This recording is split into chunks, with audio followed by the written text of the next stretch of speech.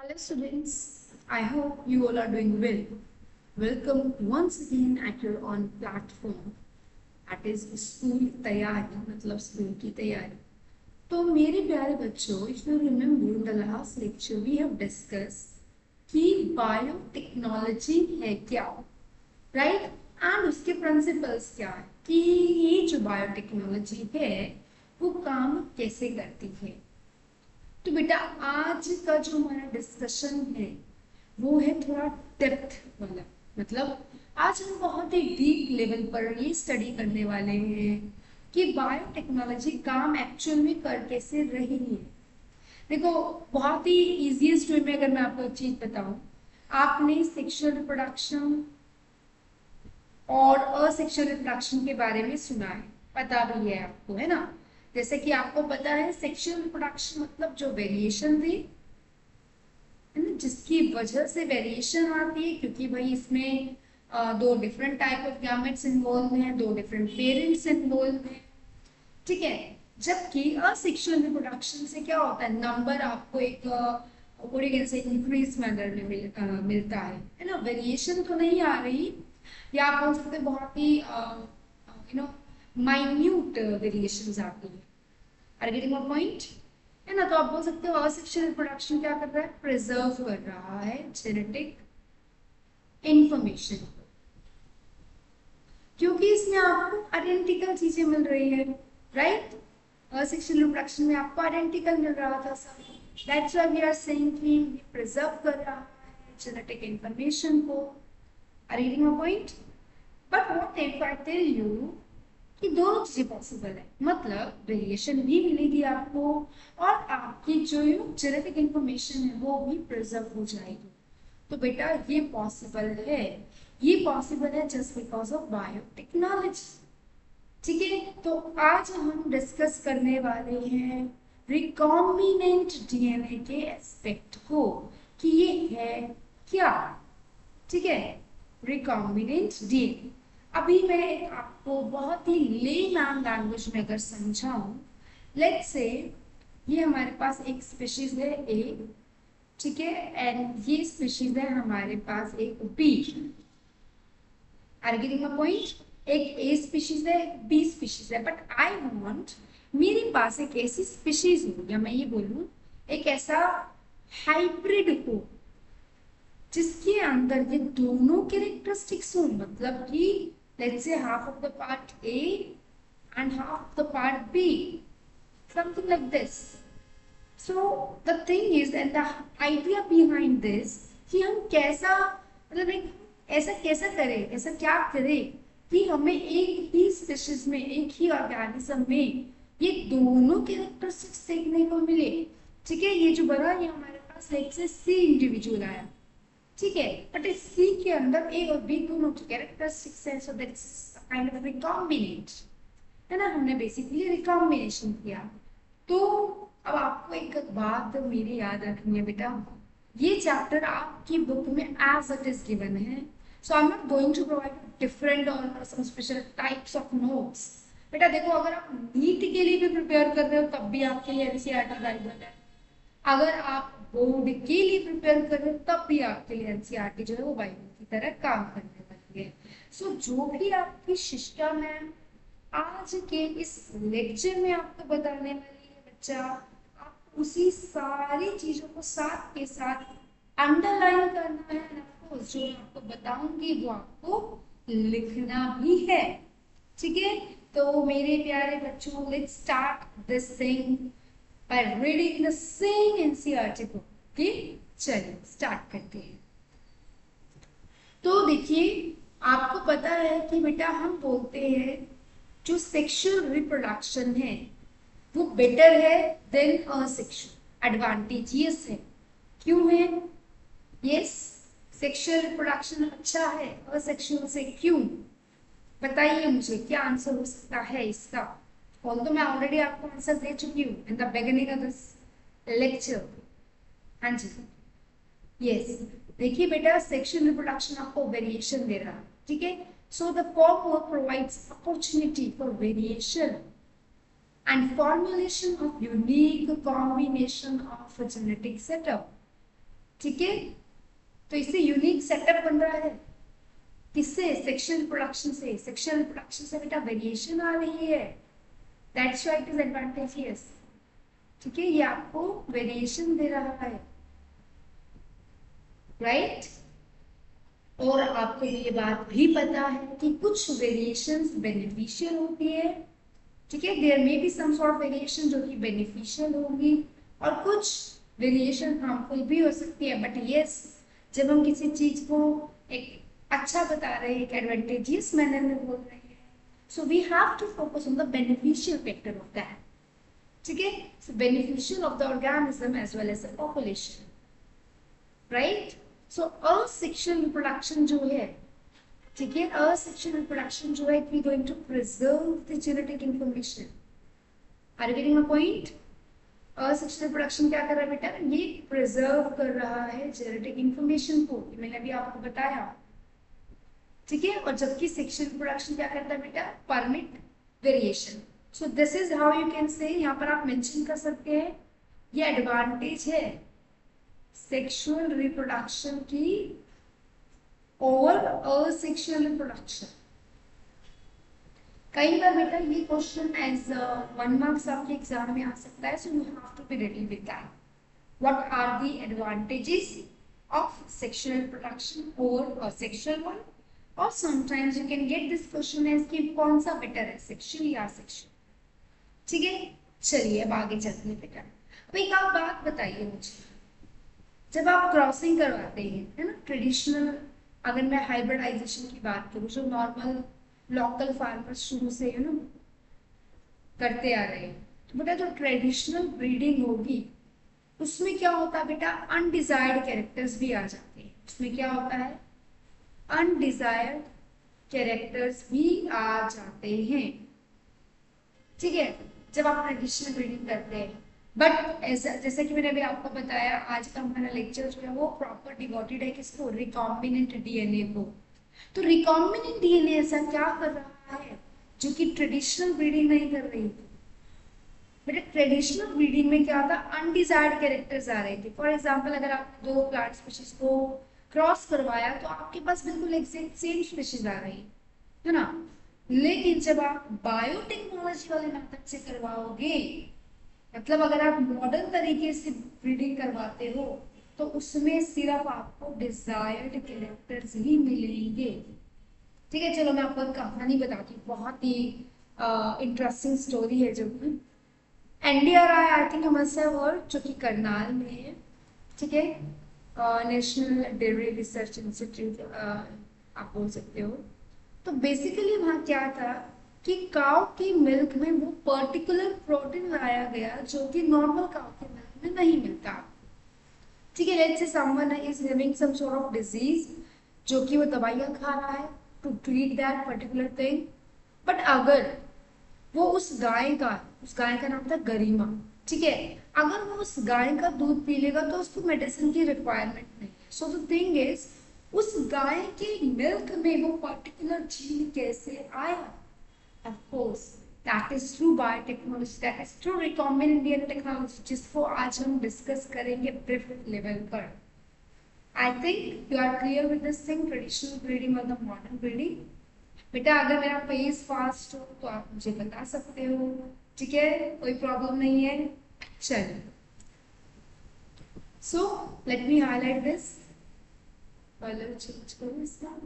Yes, सो traditional hybridisation जो है बेटा, दैट यूज्ड इन, जो कि हम प्लांट में यूज करते हैं या फिर एनिमल ब्रीडिंग में यूज करते हैं, ठीक है, वहां बेटा क्या होता है, आपका जो अनडिजायरेबल जीन है वो भी मल्टीप्लाई हो जाता है अलॉन्ग द डिजायर्ड जीन। ठीक है, ये इसका डिसएडवांटेज है कि भाई मुझे चाहिए जो, वो तो मिल रहा है, लेकिन उसके साथ जो मुझे नहीं चाहिए।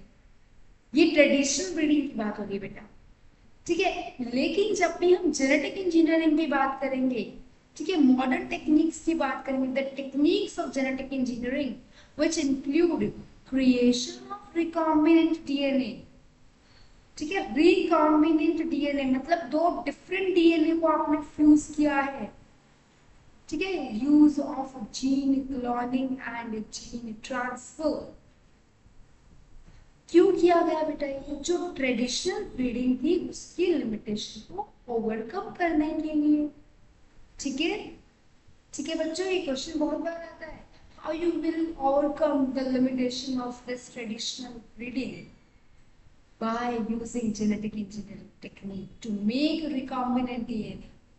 ठीक है, तो बेटा जो recombinant DNA है, ठीक है, जो recombinant DNA है, ये क्या कर रहा है? It will just allow, it will allow to grow only desired gene, not grow नहीं बोल सकते बट yes, इससे आपको सिर्फ desired gene ही मिलेगा। ठीक है, so overcome these limitation and allow us to isolate and introduce only one set of desirable gene without introducing undesirable genes into the target organism। हाँ जी, अभी तक कोई डाउट? हाँ जी प्यारे बच्चों, कोई डाउट? देखो बहुत बड़ी मैंने बात नहीं बोली, सिंपल सी बात है बेटा। ट्रेडिशनल ब्रीडिंग में क्या था? आपको अनडिजायर्ड कैरेक्टर मिल रहे थे, राइट? आपको क्या मिल रहे थे बेटा? Undesired character. But modern technique बोलो या फिर आप जेनेटिक इंजीनियरिंग टेक्निक बोलो, ठीक है, रिकॉम्बिनेंट डीएनए टेक्नोलॉजी बोलो, उससे आपको सिर्फ डिजायर्ड कैरेक्टर मिलेंगे, आपको अनडिजायर्ड नहीं मिलेंगे। And this is the benefit of this technique, that's why we are using this. ठीक है, क्लियर? चलिए आगे चलते हैं बच्चा। So do you know the likely fate of piece of DNA which is somehow transferred into an alien organism? देखो कुछ भी नहीं है, बहुत इजी चीज है। आपने इस, मान लो ये एक ए ऑर्गेनिज्म है, इसका कोई पर्टिकुलर थिंग थी जो आपको अच्छी लगी एंड यू वांट कि ये कैरेक्टरिस्टिक्स मेरी बी वाली में आ जाए। आपने क्या किया? इस वाले कैरेक्टर को ट्रांसफर किया एक वेक्टर में and then you transfer this vector in the B species and that's how you get the hybrid of the C. ठीक है, so most likely the piece of DNA would not be able to multiply itself in the progeny cells of the organism. Are you getting my point? देखो बहुत ही interesting चीज है, ध्यान से सुनोगे तो बहुत अच्छे से मक्खन की तरह क्लियर। ठीक है बच्चों, तो ध्यान से सुनो, कुछ भी नहीं करना, आपको डीएनए को ट्रांसफर करना है एक दूसरी स्पीशीज में, जिसमें आपको रिजल्ट चाहिए वो। ठीक है, right? So most likely this piece of DNA would not be able to multiply। कई बार क्या होता है बेटा, वो मल्टीप्लाई नहीं होगा, would not be able to multiply progeny में। ठीक है, इट इज समथिंग कि तुम्हें दिल्ली जाना है, लेट्स से, ठीक है, आप लेट्स से यूपी रहते हैं, ठीक है, आप यूपी रहते हैं और आपको दिल्ली जाना है, तो नो डाउट आप दिल्ली जा सकते हो, बट क्या उड़ के जाओगे? बोलोगे हाँ मैम उड़ के जाएंगे हवाई जहाज में बैठ के। देखो बच्चा, उड़ के जाने सेंस की ऐसा तो ये नहीं कि आप पैदल पैदल चल के जाओगे, आपको कोई ना कोई व्हीकल, कोई ना कोई एक सेटअप चाहिए होगा जिसमें बैठ कर आप दिल्ली जाएंगे। इन सेम वे अगर आपको डीएनए को ट्रांसफर करना है किसी एक पर्टिकुलर स्पीशीज में, आपको कोई ना कोई वेक्टर चाहिए जिसके अंदर पहले आप डालोगे उस पर्टिकुलर जीन को and then you will transfer to the target form.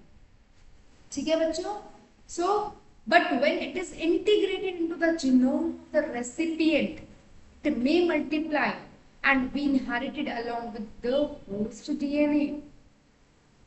क्यों बेटा? क्योंकि जो एलियन पीस था, जो पीस ऑफ डीएनए था, अब वो क्रोमोसोम का पार्ट बन गया है, which has the ability to replicate। बेटा क्लियर हो रही है चीज? हाँ जी, स्टिल कोई डाउट है? I am here to help you out. नहीं है तो बहुत अच्छी बात है तो बताइए। देखो सिंपल सी बात बोलिए बेटा इन्होंने कि कई बार हम बोल रहे हैं कि हमको डीएनए को ट्रांसफर करना है एक दूसरे ऑर्गेनिज्म में, ठीक है, साथ के साथ ये कह रहे हैं कि भाई कई बार ट्रांसफर नहीं होता, बट अगर आप इस डीएनए को जीनोम ऑफ रेसिपिएंट में डाल दो, फिर आप उसको ऑर्गेनिज्म में ट्रांसफर कर रहे हो, तो ये पॉसिबल है क्योंकि वो पार्ट बन चुका है क्रोमोसोम का। ठीक है, क्लियर है बेटा?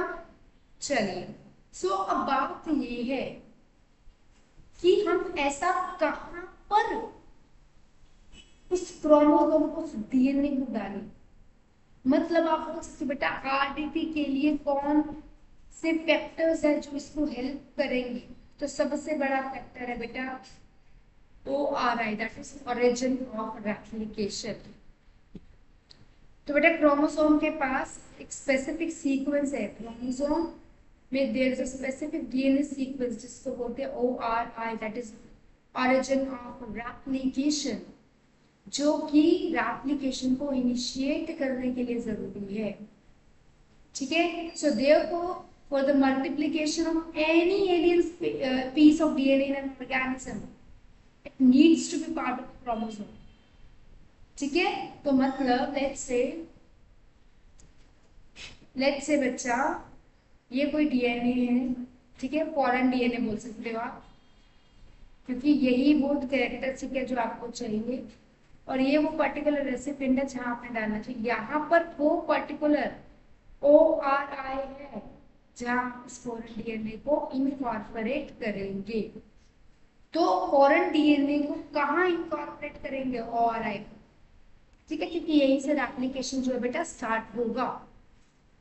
ठीक है, so what is ORI? ORI is the point जो कि रेप्लिकेशन को इनिशिएट करने के लिए बहुत जरूरी है। ठीक है, तभी बेटा मल्टीप्लाई हो पाएगा, अदरवाइज दिक्कत आएगी। So therefore multiplication of any alien piece of DNA in an organism वो होगी। ठीक है, सो एलियन डीएनए को मतलब फॉरेन डीएनए, एलियन डीएनए बोला जाए या फॉरेन डीएनए बोला जाए, बात वही है। सो एलियन डीएनए को हमको किसके साथ लिंक करना बेटा? ओरिजिन ऑफ रेप्लिकेशन के साथ, so that alien piece of DNA can replicate and multiply itself in host organism। ठीक है, इसको हम क्लोनिंग भी बोलते हैं, जिससे हमें मल्टीपल आइडेंटिकल कॉपीज मिलती है ऑफ एनी टेम्पलेट डीएनए। बेटा क्लियर हो रही है चीज? ये जो मैंने यहाँ फॉरेन डीएनए इसमें थोड़ा सा ढंग से लिखते हैं, ध्यान से देखोगे तो देखो बेटा सब समझ आएगा। बेटा मैं क्या बोल रही हूँ कि फॉरेन या आप बोल सकते हो एलियन, फॉरेन या एलियन डीएनए जो है इसको आपको किसके अंदर डालना है? फॉरेन या एलियन डीएनए को बेटा ORI। ठीक है, ये उस पर्टिकुलर ऑर्गेनिज्म में होगी जहां पे इनकॉर्पोरेट करना है, आपको याद रखना पड़ेगा। Origin of replication is the point जहां से रेप्लिकेशन इनिशिएट होती है, and that's how cloning will going to work. ठीक है, तो ये फर्स्ट स्टेप था to construct artificial recombinant DNA molecule. तो ये जो अब आपका बना ना, जब आपने ORI में ये फॉरेन डीएनए डाल दिया, आपका रिकॉम्बिनेंट डीएनए बन गया। ठीक है, let us now focus on the first instance of the construction of an artificial recombinant DNA molecule। ठीक है, so construction of first recombinant DNA emerged from the possibility of linking a gene and coding antibiotic resistance to the native plasmid। देखो बहुत ही दिक्कत हो जाएगी तुम्हें अगर तुम बिल्कुल गुस्से पड़ने लगे, तो इसके लिए बेटा सबसे पहले कुछ टर्म्स है वो ध्यान रखो। प्लाज्मिड क्या है? प्लाज्मिड बेटा एक्स्ट्रा क्रोमोसोमल डीएनए है, और ये खुद से रेप्लिकेट करता है, autonomously replicating circular extra chromosomal DNA. बेटा कई बार सिर्फ प्लाज्मिड की डेफिनेशन आपके एग्जाम में आ सकती है। ठीक है, सो प्लाज्मिड क्या है? दिस इज ऑटोनोमसली, मतलब खुद से रेप्लिकेट कर रहा है बेटा। ये इसको आपकी तरह मम्मी नहीं चाहिए जो बोले बेटा पढ़ ले बैठ के, है ना, अपने आप पढ़ लेता है, अपने आप काम कर लेता है। सो ऑटोनोमसली रेप्लिकेटिंग सर्कुलर। सेकेंड इसकी प्रॉपर्टी होगी बेटा, कैसा नेचर है इसका? सर्कुलर। एक्स्ट्रा क्रोमोसोमल डीएनए है। ठीक है, so Stanley Cohen and Herbert Boyer that accomplished this in 1974 by isolating the antibiotic resistance gene by cutting out a piece of DNA from a plasmid which was responsible for conferring antibiotic resistance. So you have to remember the name of that particular thing. ठीक है, 1972 में बेटा किसने ये काम किया? Herbert boil ने। ये बेटा बातें आपको बार बार नहीं बताई जाएगी, एनसीईआरटी में गिवन जरूर है, लेकिन अच्छे से पढ़नी है आपने। ठीक है बेटा, फर्स्ट था ओराइल, सेकंड है एंटीबायोटिक रेजिस्टेंस जीन, जो कि होना चाहिए। Clear? Then the cutting of DNA at specific location become possible with the discovery of so-called molecular seizure, that is a restriction enzyme.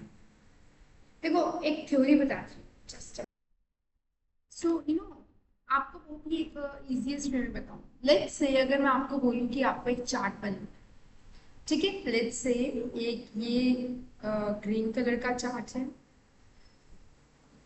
and this one is red color chart and I want कि मुझे इन दोनों को मर्ज करके एक chart बनाना है जिसमें green colour भी हो और रेड कलर भी हो। अब इमेजिन करिए कैसे बनाएंगे आप। आपको ग्रीन भी कट करना पड़ेगा, समझ रहे हो, और रेड वाला चार्ट भी जो है वो कट करना पड़ेगा। सो माय पॉइंट इज, अगर आपको कुछ, because this is a kind of recombinant thing that I demand, जो मैंने आपको बनाने के लिए बोला है, this is a kind of recombinant, और आप बोल सकते हो कि हाइब्रिड है, दो चीजों को मिला के बना है। तो बेटा उसके लिए सबसे पहले काटना जरूरी है, ठीक है, कट करना जरूरी है, देन जोड़ना भी जरूरी है, ज्वाइन करना भी जरूरी है। बेटा जो कट करने के लिए क्या यूज करोगे आप? सीजर, कैंची का। इन सेम वे बेटा जब हम डीएनए को कट करते हैं तो उनके लिए हम यूज करते हैं बेटा मोलिक्यूलर सीजर। तो डीएनए को कट करने के लिए अपन यूज करेंगे मॉलिक्यूलर सीजर, उसका नाम है बेटा restriction enzymes. Okay, so restriction enzyme will cut the DNA, they will cut the piece of DNA जो आपका डिजायर्ड है, जो आप चाहते हो आने वाली स्पीशीज में हो। ठीक है, so the cut piece of DNA was of course, ठीक है, ये रेस्ट्रिक्शन एंजाइम क्या करेंगे? They will cut DNA. अब बेटा कट पीस जो है डीएनए का, उसको आपको ज्वाइन भी करना है, अब उससे लिंक भी करना है इसके साथ, है ना। पहले आपने कट किया, फिर आपको लिंक भी करना है। तो बेटा लिंक करने के लिए लाइगेज एंजाइम होता है बोल दो, ठीक है, but the thing is link कहाँ करना है? लिंक करेंगे बेटा प्लाज्मिड के साथ, समझ रहे हो, लिंक करेंगे बेटा प्लाज्मिड के साथ। So these plasmid DNA act as vectors to transfer the piece of DNA attached to it. ठीक है, प्लाज्मिड डीएनए जो एक काम कैसे करेगा बेटा? ये वेक्टर की तरह काम करेगा। वेक्टर क्या है? मतलब अगर आपको अगेन यूपी से दिल्ली जाना है फॉर एग्जांपल, अगर आप बस में बैठे हो तो बस आपके घर में थोड़ी जा रही है, बस का काम था आपको एक स्पेसिफिक लोकेशन पे ड्रॉप करना, वहां से आप खुद जाएंगे, समझ रहे हो। तो वो बस जो है बेटा वो एक वेक्टर का काम कर रही है। इन सेम वे जो प्लाज्मिड है वो भी एक वेक्टर का काम कर रहा है, ठीक है, उसमें सिर्फ हमने अपने डीएनए को रख दिया, बाकी काम आगे चल रहा है। ठीक है, सो जैसे आपको पता है मधु जो मक्खियां होती है, सॉरी जो मॉस्किटोस होते हैं, मच्छर जो होते हैं, वो क्या करते हैं? वेक्टर का ही काम करते हैं, गंध को इधर से उधर से करते रहते हैं। सो मलेरियल पैरासाइट को जो ट्रांसफर कर रहे बेटा वो मॉस्किटो है। In a same way plasmid can be used as a vector to deliver an alien piece of DNA to the host organism. Please इसे हाईलाइट कर लीजिए बेटा, deliver an piece of DNA to the host organism, ये definition है बेटा vector, ठीक है। Then the linking of antibiotic resistance gene, फिर नेक्स्ट है बेटा एंटीबायोटिक रेजिस्टेंस जीन को भी लिंक करेंगे with the plasmid vector that become possible with the enzyme DNA ligase, जो कि कट डीएनए को ज्वाइन करेगा। The same thing that I just told you, join करने के लिए अपन क्या यूज कर रहे हैं बेटा? ज्वाइन करने के लिए यूज कर रहे हैं DNA ligase, antibiotic resistance genes भी हैं, ठीक है। So anyhow we will get combination of circular autonomously replicating DNA, जो कि हमने इन विट्रो मतलब बेटा लैब में तैयार किया है, ठीक है, लैब में तैयार किया है आपने और इसे हमने बोला है रिकॉम्बिनेंट डीएनए। जब आप इस रिकॉम्बिनेंट डीएनए को बेटा ई कोलाई में ट्रांसफर करते हो तो ऑफ कोर्स किसी और में भी ट्रांसफर कर सकते हैं, लाइक सैल्मोनेला, ठीक है। तो वो उस होस्ट डीएनए के साथ मल्टीप्लाई करेगा, होस्ट मशीनरी को यूज करके get a polymerase enzyme and make multiple copies of that. So अब यहाँ एक बेटा टर्म आ जाती है, दैट इज क्लोनिंग। क्लोनिंग क्या बेटा? Ability to multiply copies of antibiotic resistance वाला। जो मल्टीपल कॉपीज बन रही है सेम जीन की, दिस इज क्लोनिंग। तो बेटा नट शेल में ना ये तीन चीजों में आपकी इस पूरी कहानी को समअप कर दिया गया है। क्या है बेटा? सबसे पहले आपको आइडेंटिफाई करना है कि डिजायर्ड जीन क्या है, क्योंकि हम यही कह रहे हैं बेटा बार बार कि जब आप ट्रेडिशनल ब्रीडिंग की तरफ जाते हैं तो आपको अनडिजायर्ड जीन्स मिलते हैं। But the thing is what I am saying कि आपको डिजायर्ड जीन, कि डिजायर्ड जीन कौन से हैं? डिजायर्ड मतलब आपकी इच्छा कौन सी है भाई, कौन से वाला प्रोटीन वाला पर्टिकुलर जीन आपको चाहिए, ठीक है। तो वो आपका डिजायर्ड जीन है। सबसे पहले आपको उसको आइडेंटिफाई करना जरूरी है, राइट? देन आप क्या, ऑफकोर्स जो आपने आइडेंटिफाई किया है डिजायर्ड जीन, उसको इनकॉर्पोरेट करना भी जरूरी है, ठीक है। उसको इंट्रोड्यूस करना भी जरूरी है to the identified DNA to the host. So first बेटा क्या हो गया? Identification of DNA with desirable genes, then introduction of identified DNA into the host, ठीक है, and finally maintenance of introduced DNA to the host and transfer of DNA to the like its progeny, है ना। Desired gene आपने identify कर लिया, desired gene को host में भी डाल दिया, होस्ट में डालने के बाद उसको आपको मतलब लाइक सारी चीजें इंश्योर करनी पड़ेगी, भाई सब सही से चल रहा है नहीं चल रहा है, everything you have to find out yourself, इससे करना पड़ेगा, राइट? ठीक है बच्चों, क्लियर हो रही है चीज? कोई doubt? Yes, how you can create a genetically modified organism, कैसे क्रिएट कर सकते हो बेटा आप जेनेटिकली मॉडिफाइड ऑर्गेनिज्म, कैसे आप रिकॉम्बिनेंट डीएनए कर सकते हो, कुछ भी आ सकता है क्वेश्चन। तो ये तीनों मोस्ट इम्पोर्टेंट पॉइंट है, दिस इज व्हाट आपको बोलते हैं, अच्छे से करना। क्लियर? डाउट है तो बोल सकते हो, ठीक है बच्चों? राइट? डाउट? ओके, चलिए चलिए आगे चलते हैं।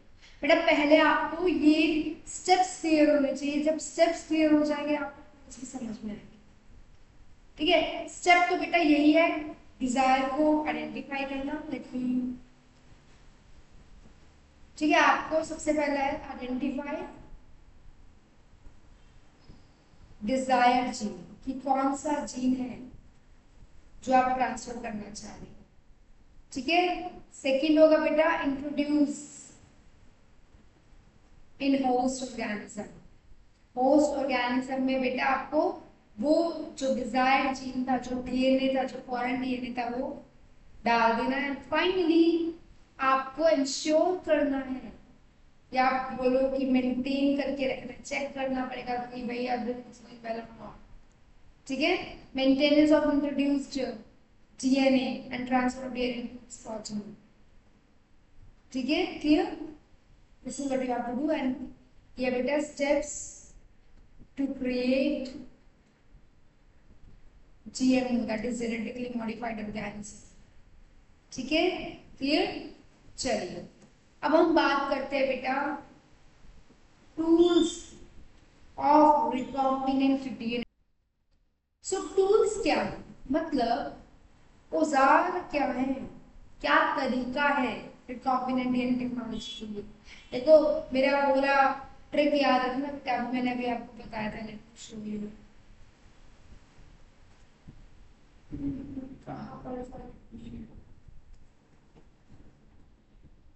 ये वाला कि अगर आपको ए और बी का मिक्सचर बनाना है ना, एक मैंने भी आपको और बताया था, बल्कि चार्ट वाला था कुछ, यस दिस वन। कि अगर आपको एक ग्रीन और एक रेड चार्ट दिया है और मैं आपको बोल रही हूँ कि मुझे एक हाइब्रिड एक ऐसा चार्ट बना के जिसमें रेड और ग्रीन दोनों कलर हो, तो उसके लिए आपको काटना पड़ेगा और जोड़ना पड़ेगा। तो दीज आर द टूल्स। से आपको कैंची यूज करनी पड़ेगी, आपको फेविकोल यूज करनी पड़ेगी। ये टूल्स है जिसकी हेल्प से आप मुझे मेरी जो मैंने डिमांड की है चीज मुझे दे पाएंगे। इन सेम में बेटा जो टूल्स रहेंगे, ठीक है बेटा, जो टूल्स रहेंगे रिकॉम्बिनेंट डीएनए टेक्नोलॉजी के, सो फर्स्ट है आपका restriction enzyme. Please note down this thing, make a heading in your notebook, tools of recombinant DNA technology. So first tool है बेटा रिस्ट्रिक्शन एंजाइम, जो कुछ नहीं है, जो कैंची है, मॉलिक्यूलर सीजर बोलते हैं बेटा इनको। कई बार ये क्वेश्चन एग्जाम में मॉलिक्यूलर सीजर के नाम से आता है। Instead of asking, restrictions, I'm going to ask you name molecular seizure, name कौन सी चीज आप यूज कर रहे हो करता। अब इसको बहुत अच्छे से पढ़ना है, ठीक है, सारी चीजें आपके एनसीईआरटी में बिल्कुल अच्छे से पढ़ना।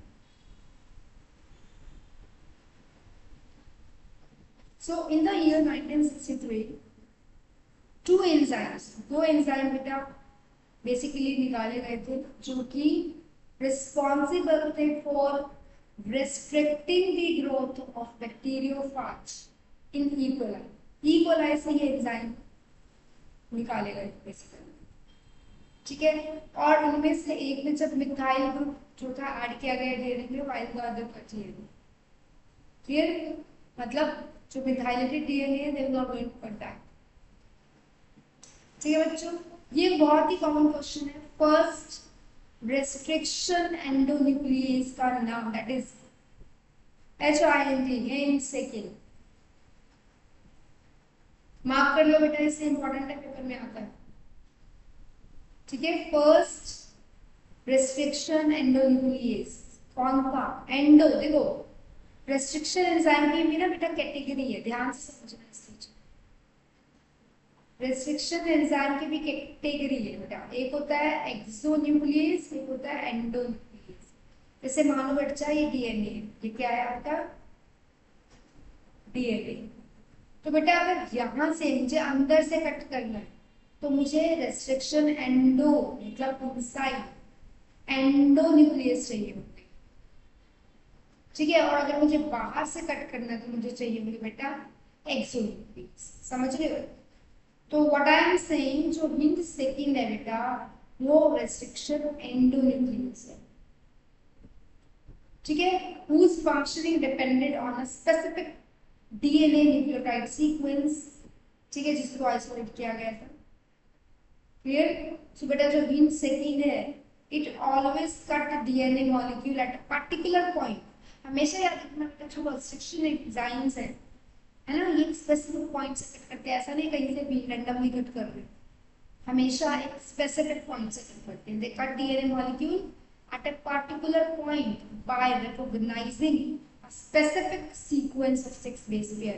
तो आपको याद रखना बेटा जो हिंद सेकंड है जो कि एक एंडो न्यूक्लियस है, मतलब डीएनए को अंदर से कट करता है, ये 6 बेस पेयर वाला सीक्वेंस को कट करेगा। समटाइम्स ये कहना है कि भाई 8 बेस पेयर को कट करता है, 10 को, 100 को, तो 6 बेस पेयर सीक्वेंस को ये कट करता है। एंड बेटा जहां से ये कट करता है, फॉर एग्जांपल अगर मैं इन सेकेंड की बात करूं, ठीक है, तो जहां ये कट करेगा ना बेटा इस सीक्वेंस को बोलेंगे रिकॉग्निशन सीक्वेंस। सो रेस्ट्रिक्शन एंजाइम हमेशा कहां कट करते हैं बेटा? रिकॉग्निशन सीक्वेंस पर कट करते हैं, without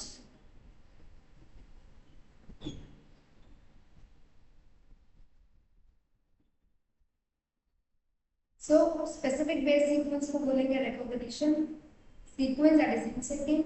Beside in second today we know more than भाई 900 से भी ज्यादा रेस्ट्रिक्शन एंजाइम्स आज हमको पता है जो कि 230 स्ट्रेन्स ऑफ बैक्टीरिया से आइसोलेट किए गए, समझ रहे हो?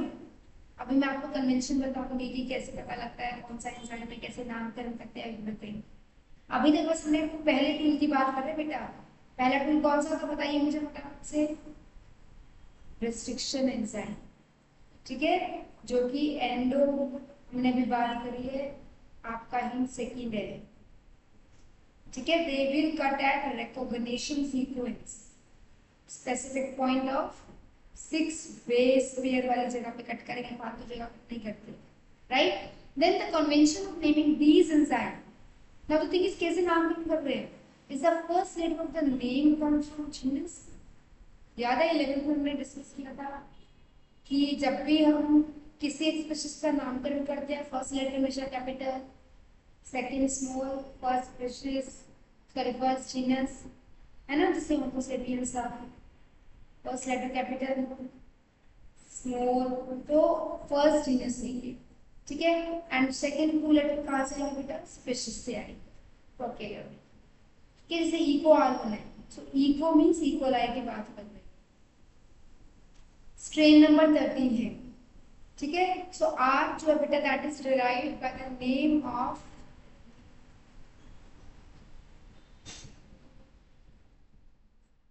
The name of the strain, ठीक है। जो रोमन नंबर हम डालते हैं लाइक 2 3 व्हाटएवर, दैट इंडिकेट्स कि कैसे और कब ये आएगा, ठीक है।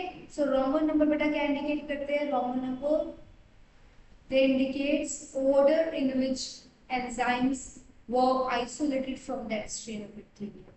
क्लियर बेटा, रेस्ट्रिक्शन में आपको ऑलरेडी बता चुकी हूँ, बहुत ही बड़ी क्लास है न्यूक्लियेसिस की, ठीक है। दो काइंड ऑफ एक्सो मतलब आउटसाइड, ठीक है, एक्सो मींस आउटसाइड, तो जो बाहर से डीएनए को कट करेगा एक्सोन्यूक्लियस, एंडो मींस इनसाइड, जो अंदर से डीएनए को कट करेगा एंडोन्यूक्लियस, ठीक है। सो एक्सोन्यूक्लियस इज रिमूव, देखो डीएनए कट करना मतलब क्या, न्यूक्लियोटाइड रिमूव हो रहा है, राइट। सो एक्सोन्यूक्लियस रिमूव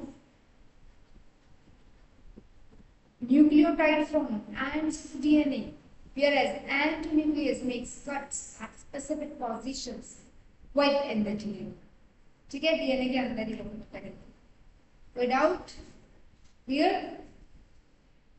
हाँ जी बेटा, बहुत कॉमन क्वेश्चन एग्जाम में आता है, करना पड़ेगा, अच्छे से करना पड़ेगा इनके, ठीक है। Then each restriction endonuclease function by inspecting the length of a DNA sequence, they will check, inspect मतलब भाई चेक करेंगे कि कितना बड़ा डीएनए कितना हमको काटना है, ठीक है। जब बेटा वो एक स्पेसिफिक रिकॉग्निशन सीक्वेंस जहां कट करना है, जब वहां चाहते हैं, it will bind to DNA and cut each of the two central strand, ठीक है, बाइंड करते हैं और फिर दोनों स्ट्रैंड्स को कट कर देते हैं। मैं भी आपको डायग्राम के थ्रू भी बताऊंगी, ठीक है।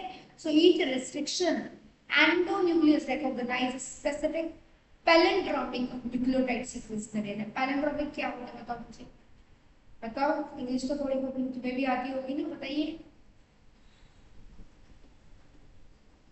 बेटा। पैलिंड्रोमिक सीक्वेंसेस मतलब जो आगे और पीछे से समान हो, जैसे अगर मैं हिंदी में बात करूं, जलज सुना ना एक वर्ड, कमल के लिए, कमल के फूल के लिए यूज करते हैं, तो बेटा चाहे आप इसको आगे से पढ़ो चाहे पीछे से पढ़ो, जलज ही पढ़ा जाएगा, है ना, दैट इज पैलिंड्रोमिक सीक्वेंस। जैसे मलयालम है, ठीक है, तो बेटा जो ये रेस्ट्रिक्शन एंजाइम है, दे विल मेक श्योर कि जहां भी कट करेंगे वो पैलिंड्रोमिक सीक्वेंस होगी, ठीक है। चलिए मैं अब आपको एक डायग्राम के थ्रू बताती हूँ ताकि आपको समझ में आए। Is it visible? Let me check. Somewhat visible, I think. देखो ध्यान से अभी बेटा, ये है रेस्ट्रिक्शन एंजाइम का कैसे फंक्शन कर रहे हैं। सो एंजाइम जो है will cut what DNA strand at the same side, जहां कट करते हैं बेटा वो है recognition sequence. Eco R one cuts the DNA between bases जीएनए, ठीक है, स्पेसिफिक है, जी और ए वाली साइड को कट करेगा when the sequence GAATTC is present on the DNA. देखो अब आप इसको आगे से पढ़ो या पीछे से पढ़ो, है ना, डबल स्ट्रैंडेड का डीएनए सेम है, यहाँ पर भी आप देख सकते हो, जीए के बीच में कट कर रहे हैं, यहाँ पे जीए के बीच में कट कर रहे हैं, यहाँ पे जीए के बीच में कट कर रहे हैं, समझ रहे हो। इको आर1 जब आपने रेस्ट्रिक्शन एंजाइम डाला तो उसने जीए वाले साइड पर कट किया, तो बेटा जहां पर कट किया वहां पर कैसे एंड क्रिएट हो गई बेटा, स्टिकी एंड क्रिएट हो, कैसे एंड क्रिएट हो गई, स्टिकी एंड क्रिएट हो गई। And now to join the sticky ends आपको क्या करना है, लाइगेज ज्वाइन करना है इसको, तो डीएनए लाइगेज का बेटा ये डायग्राम अच्छे से करना, मोस्ट मोस्ट मोस्ट इम्पोर्टेंट है, पेपर में आता है, ठीक है, एग्जाम में आता तो अच्छे से करना है। देखो पैलिंड्रोमिक सीक्वेंस को बताया हुआ, ध्यान से पढ़ो उसको भी। पैलिंड्रोमिक सीक्वेंस की डेफिनेशन है बेटा ये, these are the group of letter that form the same word when read both forward and backward। जब आप आगे से पढ़ो चाहे पीछे से पढ़ो वो सेम है, सिंबल या अलग, ठीक है। as against the word palindrome where the same word is read in both direction। palindrome and DNA sequence ये हाईलाइट करना इंपॉर्टेंट है, of base pair that reads same on two strands when orientation of reading is kept same, ठीक है, इसको highlight कर देना बेटा। Correct बच्चा। फॉर एग्जाम्पल यहाँ पर आप देख रहे हो 5 प्राइम 3 प्राइम पे GAATTC है, ठीक है, 3 प्राइम पे 5 प्राइम, अगर बहुत से डायरेक्शन में पढ़ोगे सही नहीं आएगा, समझ में आ रहा है, ठीक है। सो रेस्ट्रिक्शन एंजाइम क्या करते हैं बेटा, they cut the strand of DNA, restriction enzyme cut the strand of DNA a little away from the center of palindromic site। Please note down this point in your notebook। देखो highlight कर ले तो अच्छी बात है, but जितना अपने हाथ से लिखो उतना आपको क्लियर होगी चीजें, ठीक है। सो रेस्ट्रिक्शन एंजाइम क्या कर रहे हैं भाई, अगर पैलिंड्रोमिक साइट है ये, अगर ये पैलिंड्रोमिक साइट है बेटा ये कट करेंगे यहाँ पर जस्ट थोड़ी सी दूरी पर, बिल्कुल पैलिंड्रोमिक में नहीं करते, थोड़ी सी दूरी पर, लाइक GA पे कट कर दिया है ना, प्रॉपर पे नहीं कर देंगे। So but between the two same basis of the opposite strand, लेकिन सेम बेसिस पर करेंगे, ठीक है, लेकिन सेम बेसिस पर करेंगे। सो इसकी वजह से क्या होगा बेटा, सिंगल स्ट्रैंडेड पोर्शंस रह जाएंगे, स्टिकी एंड्स जिसको हम बोल रहे हैं। सो जो ओवर हैंगिंग स्ट्रेचेस है, प्लीज लिखिए definition for sticky and, that is over hanging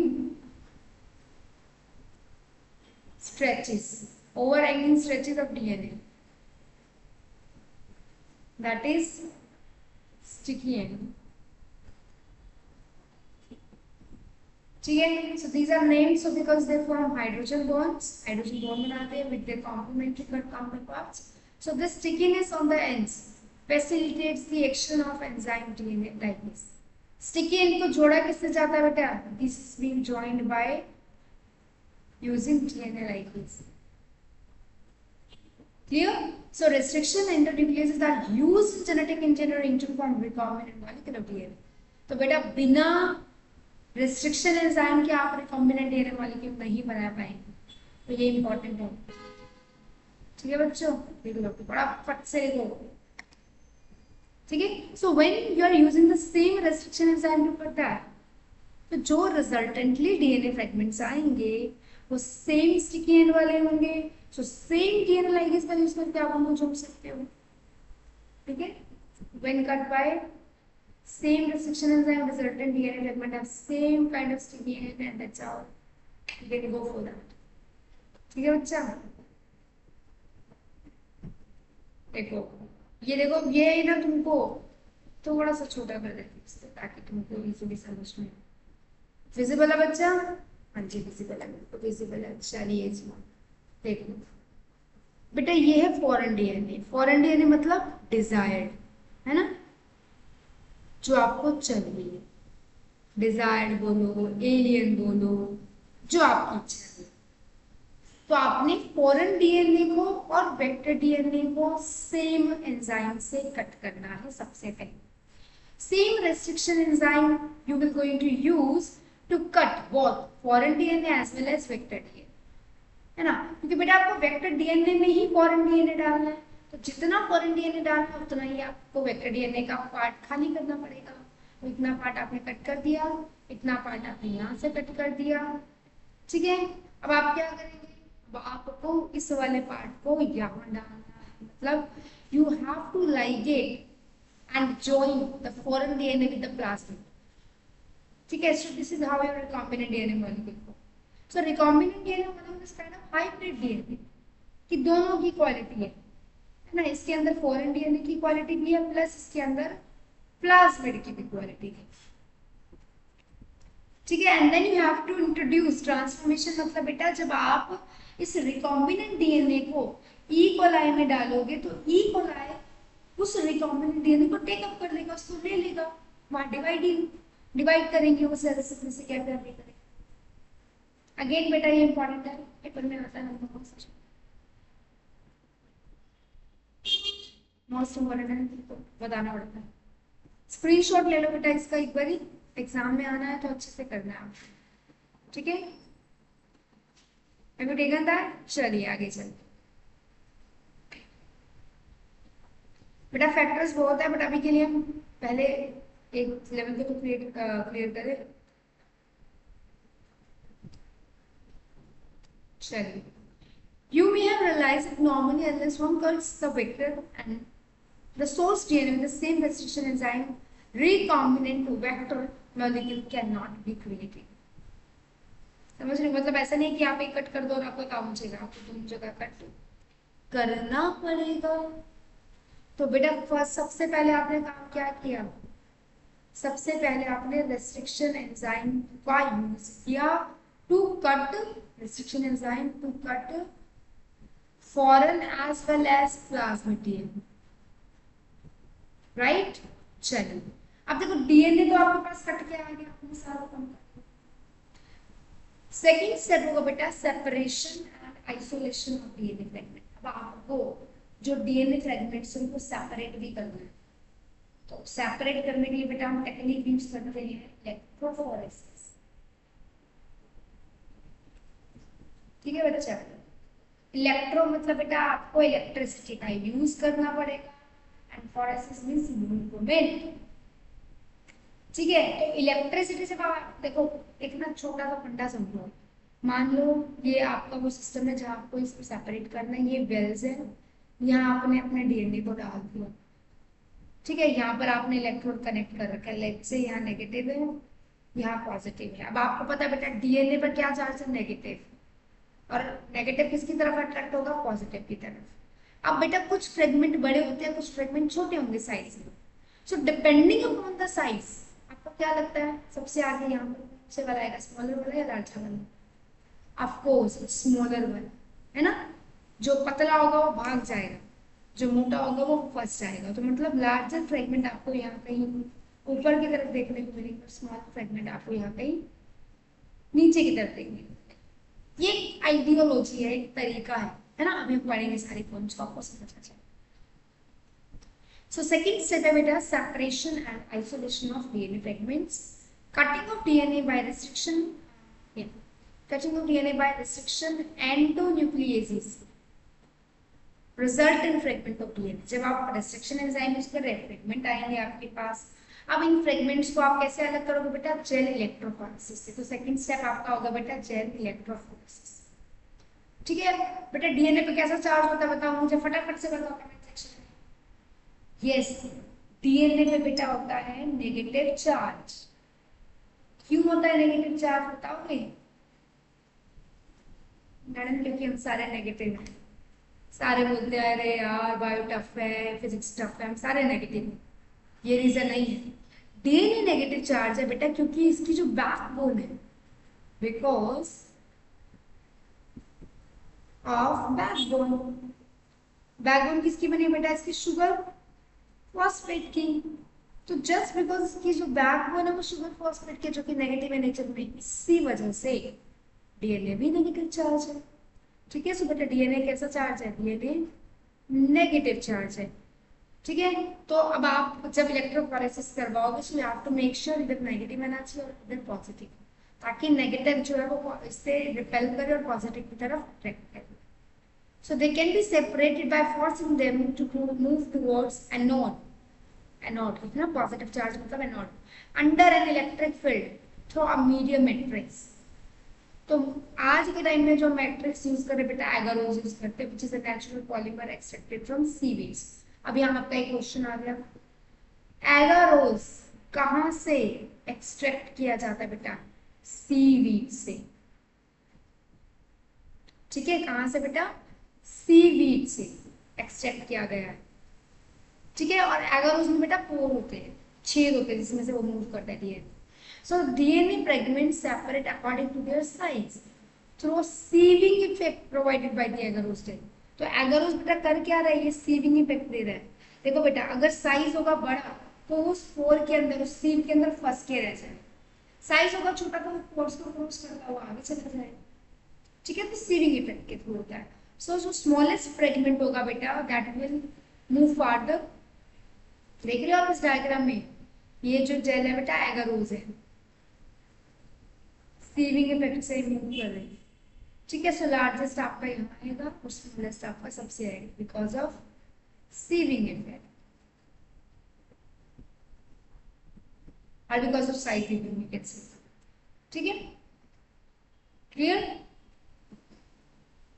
बेटा। फैक्टर्स बहुत है बट अभी के लिए अभी आप पहले फैक्टर्स समझो, फिर हम आगे बात करेंगे। ठीक है, चलिए। सेपरेटेड डीएनए फ्रेगमेंट्स कैन, अब देखो आपको पता कैसे लगेगा कि डीएनए सेपरेट, तो हमने बता दिया, चलो नेगेटिव पॉजिटिव था, पॉजिटिव की तरफ अटैक होके आ गए। But how you will say कि हाँ भाई फ्रेगमेंटेशन हो गई है ना, कैसे पता चलेगा? So separated DNA fragments can be visualized only after staining the DNA with a compound that is ethidium bromide। ये आपको याद रखना है। तो कौन सी डाई यूज करते हो आप to visualise, that is ethidium bromide. But बेटा एक कार्सिनोजेनिक होती है। ठीक है, by exposure to UV radiation. ठीक है, आपको उस जेल को यूवी सबसे पहले इथिडियम ब्रोमाइड से एक्सपोज करना है, देन यूवी लाइट के अंदर देखना है, अल्ट्रावायलेट लाइट के अंदर। The separated bands of DNA are cut off from agarose cell। जो separated band तो उसको कट कर लेंगे agarose cell से, and gel पीस को एक्सट्रैक्ट करेंगे। इस स्टेप को बोलते हैं इल्यूशन। तो जेल इलेक्ट्रोफोरेसिस में बेटा फिर एक स्टेप आता है इल्यूशन। मतलब इल्यूशन का मतलब क्या है, आपको वो डीएनए को जहाँ पर फ्रेगमेंट्स आए हैं उसको सेपरेट करना है पूरे जेल से। ठीक है, so that means you can say DNA fragments verified in this way are using constructing recombinant DNA by joining them with the cloning vector। ठीक है बच्चों, देखो बहुत बड़ी बात नहीं है। Restriction enzyme to cut the T. Second क्या है बेटा, बताओ मुझे क्या है सब। यस एग्जैक्टली, सेकंड है बेटा जो फ्रेगमेंट्स हैं उनको सेपरेट करना है, और सिर्फ सेपरेट नहीं करना, उसको देखना भी है, पता भी लगना चाहिए। उसके लिए आपको इथिडियम ब्रोमाइड का यूज करना है and you have to visualise the sector UV. ठीक है, एगारोस जेल कहां से एक्सट्रैक्ट होती है बेटा, सीवीड से। ये बहुत कॉमन क्वेश्चन है, आधा रिपीट होते रहते हैं। एंड देन फाइनली आपके पास वो रिकॉम्बिनेंट आफ्टर इल्यूशन है ना, जब आपने अपने मेन जो डीएनए का जो फ्रेगमेंट्स थे उनको जब अलग कर लिया, उसको क्लोनिंग वेक्टर में रख। ठीक है, so you know that plasmids, cloning vector बेटा आपका कुछ हो सकता है, प्लाज्मिड हो सकते हैं, बैक्टीरियोफाजेस हो सकते हैं, because they have the ability to replicate with in the bacterial cell, है ना, because they can replicate that. अब आप अपने उस फॉरेन डीएनए को कहाँ डाल सकते हो, प्लाज्मिड में डाल सकते हो, बैक्टीरियोफाज में डाल सकते हो, डिपेंड अपॉन योर मूड किसमें डालना है। बेटा बैक्टीरियोफाज हम यूज करते हैं, why? So bacteriophages because of their high number per cell have very high copy number of their genome within the cell. Some plasmids may have only 1 or 2 copies per cell, whereas others may have 50 to 100 copies per cell। कईयों में सिर्फ एक copy आएगी, कईयों में 100 भी आ जाएगी, depending upon their ability, और भी ज्यादा हो सकते हैं। So if we are able to link an alien piece of DNA with bacteriophage or plasmid DNA, we can multiply its number equal to copy number of the plasmid or bacteriophage। ठीक है, तो second third step आ गया आपका after separation cloning vector में incorporate करना। सो बेटा हम यहाँ पर वेक्टर्स को ही इसी फॉर्म में बनाते हैं, देखते हैं easy linking to foreign DNA and selection of recombinant from normal vector. ठीक है, हम इस तरीके से ये सारी चीजें क्लियर हो जाता है कि भाई हमें दिक्कत का सामना है। ठीक है, क्लियर बेटा। अभी हमने बहुत बड़ी बातें नहीं करी, अभी के लिए आई थिंक सफिशिएंट भी होगा, करना बहुत गज का नाम हो सकता है ना। मैं यार मैम के लिए क्या पढ़ा दिया इतना सारा, दिमाग खराब हो रहा है। तो बेटा अभी जो हमने बात करी है ना, अभी वो हमने सिर्फ बात करी है टूल्स के बारे में। टूल्स बेटा रेस्ट्रिक्शन एंजाइम है, क्लोनिंग वेक्टर्स है। बट क्लोनिंग वेक्टर से पहले आपको फ्रेगमेंट जो आए हैं है ना उसको निकालना जरूरी है, और उसके लिए आपको इलेक्ट्रोफोरेसिस करना पड़ेगा। ठीक है, and for visualisation you have to add a dye that is ethidium bromide. ठीक है बेटा, जो क्लोनिंग वेक्टर हम बार बार क्लोनिंग वेक्टर कर रहे हैं, इनकी कुछ प्रॉपर्टीज है जिसको हम नेक्स्ट लेक्चर में देखेंगे। तो अभी के लिए this is sufficient. Thank you so much for this lecture. We will meet definitely in the next lecture with new content, not new of course, with related to this cloning vector, like what are the properties of cloning vector, again paper में question आता है, exam में important question आता है। ठीक है, till then take care of yourself, of your family, of your books and pet. ठीक है, thank you so much, bye bye, मिलते हैं।